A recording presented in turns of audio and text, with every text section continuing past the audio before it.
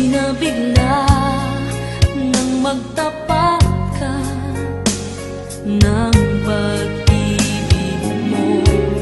Ikaw lang ang siyang nagbibigay ng ligaya.